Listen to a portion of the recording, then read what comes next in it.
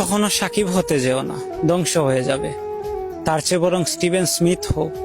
150 one day খেলে 43 এভারেজে 5197 run আর মাত্র 12টা century নামের পাশে থাকলেও কেউ তোমাকে নিয়ে ট্রল করবে না।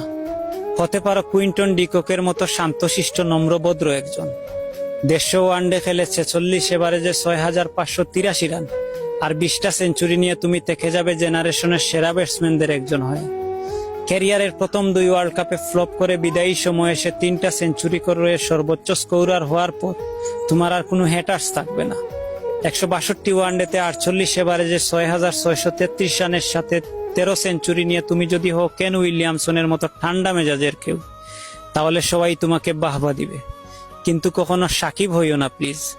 70 টেস্ট খেলে প্রায় 38 এভারেজে তোমার নামের পাশে 4600 রানের পাশাপাশি যদি তাকে 242টা টেস্ট উইকেট কিংবা 247 ওয়ানডে খেলে 37 এভারেজে তোমার নামের পাশে 7770 রানের পাশাপাশি যদি 317টি ওডিআই উইকেট থাকে, অথবা যদি 129টি টি-20 ম্যাচে 2551 রানের পাশাপাশি যদি তাকে 149টি টি-20 উইকেট কিংবা তুমি যদি হও 1.5 দশক ধরে সব ধরনের ক্রিকেটের বিশ্বের সেরা অলরাউন্ডার, তবুও তুমি কয়েক ম্যাচ খারাপ খেলার কারণে প্রতিনিয়ত টলের শিকার হবে তোমার ভক্তকুলের আর হ্যাটার্সদের কাছে।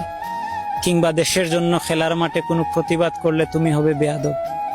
দেশের জন্য লড়াই করা ও প্রতিবাদ করা প্রথম ঐতিহাসিক ক্রিকেটারের নাম সাকিব আল হাসান।